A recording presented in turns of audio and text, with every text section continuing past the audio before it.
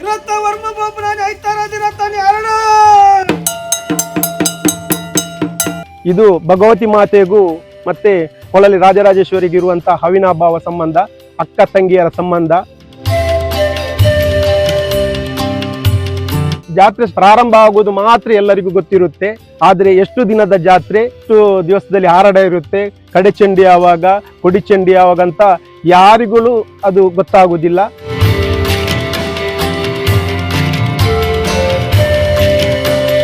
ಇತಿಹಾಸ ಪ್ರಸಿದ್ಧ ಹೊಳಲಿ ಶ್ರೀ ರಾಜರಾಜೇಶ್ವರಿ ದೇವಸ್ಥಾನದಲ್ಲಿ ಧ್ವಜಾರೋಹಣಗೊಳ್ಳಬೇಕಾದರೆ ವಿಶಿಷ್ಟವಾದ ಒಂದು ಪದ್ಧತಿ ಇದೆ. 14ನೇ ತಾರೀಕು ಮಾರ್ಚ್ 14ರ ತಾರೀಕರಂದು ಮೀನ ಸಂಕ್ರಮಣದಂದು ಮಧ್ಯಾಹ್ನ ನಂದ್ಯ ತರವಾಡಿನಲ್ಲಿ ಅಥವಾ ನಂದ್ಯ ಕ್ಷೇತ್ರದಲ್ಲಿ ಸಂಕ್ರಮಣ ಪೂಜೆ ಆಗುತ್ತೆ.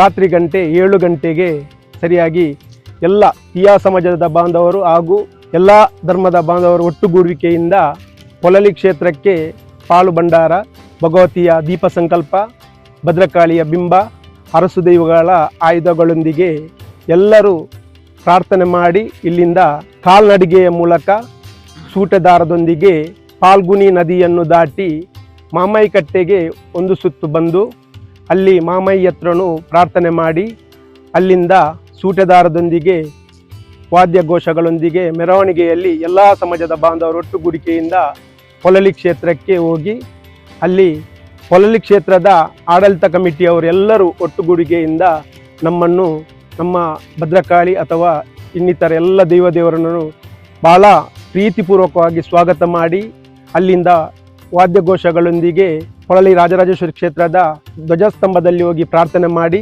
ಒಂದು ಸುತ್ತು ನಾವು ಎಲ್ಲರೂ ಭಗವತಿ ಮಾತೆಯರನ್ನು ಒಂದು ಸುತ್ತು ಬಂದು ಅಲ್ಲಿ ನಾವು ಪುನಃ ಆ ಧ್ವಜಸ್ತಂಭದಲ್ಲಿ ಹೋಗಿ ಪ್ರಾರ್ಥನೆ ಮಾಡಿ ನಮಗೆ ನಮ್ಮ ಭಗವತಿಗೆ ಬೇಕಾದ ಸ್ಥಳದಲ್ಲಿ ಪ್ರತಿಷ್ಠಾಪನೆ ಮಾಡಿ ಅಲ್ಲಿ ನಾವು ನಿಲ್ಲುತ್ತೇವೆ. ಆ ದಿವಸ ಅದೇ ದಿವಸ ಹೊಳಲಿ ಕ್ಷೇತ್ರದಿಂದ ಒಂದು ಬೆಳಿಗ್ಗೆ ಹೊತ್ತಿಗೆ ಕೊಡಮಂತಾಯನ ಭಂಡಾರ ಉಳಿಪಾಡಿ ಗುತ್ತಿಗೆ ಹೋಗಿಯೂ ಅದು ಸಹ ಆವತ್ತು ರಾತ್ರಿ ಸಂಜೆ ಹೊತ್ತಲ್ಲಿ ದೋಣಿ ಮುಖಾಂತರ ಕಾಲ್ನಡಿಗೆಯಲ್ಲೇ ಹೊಳಲಿ ಕ್ಷೇತ್ರಕ್ಕೆ ಬರುತ್ತೆ. ಭಗವತಿ ಭಂಡಾರ ಹಾಗೂ ಕೊಡಮಂತಾಯನ ಭಂಡಾರ ಒಟ್ಟಿಗೆ ದೇವಸ್ಥಾನಕ್ಕೆ ಬಂದು ಅಲ್ಲಿಂದ ಧ್ವಜಾರೋಹಣ ಕೈಯುವುದು.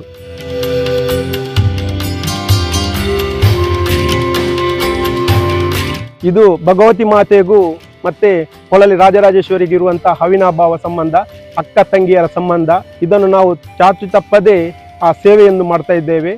ಆವತ್ತು ರಾತ್ರಿ ಧ್ವಜಾರೋಹಣ ಆದ ನಂತರ ಸಾಧಾರಣ ಬೆಳಿಗ್ಗೆ ಒಂದು 4 ಗಂಟೆ ತನಕ ಕಂಚಿಲ್ ಸೇವೆ, ಬಲಿ ಸೇವೆ, ಇನ್ನಿತರ ರಥೋತ್ಸವ ಎಲ್ಲ ಆಗಿ ಒಂದು 7-8 ಗಂಟೆಯ ಹೊತ್ತಿಗೆ ಅವರ ಸ್ಥಾನ ಅಂದರೆ ಆರಡ ಕರೆಯುವುದು, ಕುದಿಲೆಪ್ಪು ಅಂತ ಹೇಳ್ತಾರೆ. ಅದಕ್ಕೆ ಸಾವಿರಾರು ಭಕ್ತರು ಕಾದು ನಿಲ್ಲುತ್ತಾರೆ.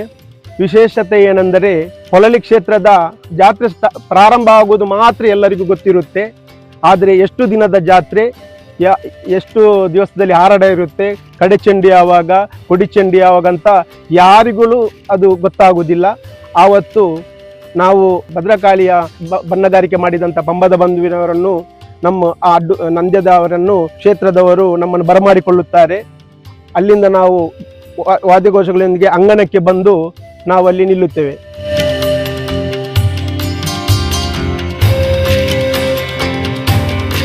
ಅದರ ನಡುವೆ ಒಂದು ವಿಶಿಷ್ಟವಾದ ಒಂದು ಕಾರ್ಯಕ್ರಮ ಇದೆ. ನಟ್ಟೋಜರ ವಂಶದವರು ಪುತ್ತಿಗೆಗೆ ಹೋಗಿ ಪುತ್ತಿಗೆಯ ಜ್ಯೋತಿಷರ ಮನೆಯಲ್ಲಿ ಪ್ರಶ್ನೆ ಚಿಂತನೆಯ ಮೂಲಕ ಎಷ್ಟು ದಿವಸದ ಜಾತ್ರೆ ಎಂದು ಅದು ಪುತ್ತಿಗೆಯಲ್ಲಿ ತೀರ್ಮಾನವಾಗುತ್ತೆ. ಅದನ್ನು ನಮ್ಮ ಹೊಳಲಿಯ ನಟ್ಟೋಜರ ವಂಶರ ಒಂದು ಫ್ಯಾಮಿಲಿಯ ಒಬ್ಬರು ಹೋಗಿ ಅಲ್ಲಿ ಅವರಲ್ಲಿ ವಿಚಾರಿಸಿ ಅಲ್ಲಿಂದ ಕಿವಿಯ ಮೂಲಕ ಮಾತ್ರ ಆ ಜ್ಯೋತಿಷರು ಅವರ ಕಿವಿಗೆ ಮಾತ್ರ ಹೇಳ್ತಾರೆ. ಅವರು ಆವತ್ತು ರಾತ್ರಿ ದುರ್ಗಾ ದೇವಸ್ಥಾನದಲ್ಲಿ ಬಂದು ಉಳಿಯುತ್ತಾರೆ, ಅವ್ರ ಮನೆಗೆಲ್ಲ ಹೋಗ್ಲಿಕ್ಕಿಲ್ಲ. ಅದೇ ಪ್ರಕಾರ ಈ ಕಾರ್ಯಕ್ರಮ ಎಲ್ಲ ಆದ ನಂತರ ಅಲ್ಲಿಗೆ ನಮ್ಮ ಹೊಳಲಿಯ ಶೇಡಿಗಾರರಾದಂಥ ಅಪ್ಪು ರವರು ಅವತ್ತು ದುರ್ಗಾ ಪರಮೇಶ್ವರಿಯ ದೇವಸ್ಥಾನದ ಪಕ್ಕದಲ್ಲಿ ನಿಲ್ಲುತ್ತಾರೆ. ಆವಾಗ ನಟ್ಟೋಜರರು ಬಂದು ಅವರ ಕಿವಿಯ ಮೂಲಕ ಆ ಜಾತ್ರೆಯ ನಿಗದಿಯನ್ನು ತಿಳಿಸ್ತಾರೆ. ಅದನ್ನು ಅವರು ಬಂದು ನಮ್ಮ ಭದ್ರಕಾಳಿಯ ವೇಷ ಹಾಕಿದಂಥ ಆ ಭದ್ರಕಾಳಿಯ ಕಿವಿಯಲ್ಲಿ ಪಿಸುಗುಟ್ಟಿ ಇಷ್ಟು ದಿನದ ಜಾತ್ರೆ ಅಂತ ತಿಳಿಸ್ತಾರೆ. ಅದನ್ನು ಈ ಸಲ 29 ಪೋಪನಾನಿ ಐತಾರದಾನಿ ಆರಡ ಎಂದು ಘಂಟಾಘೋಷವಾಗಿ ಭದ್ರಕಾಳಿಯು ಎಲ್ಲ 1000 ಸೀಮೆಗೆ ಅದನ್ನು ಪ್ರಚಲಿತ ಮಾಡುತ್ತೆ.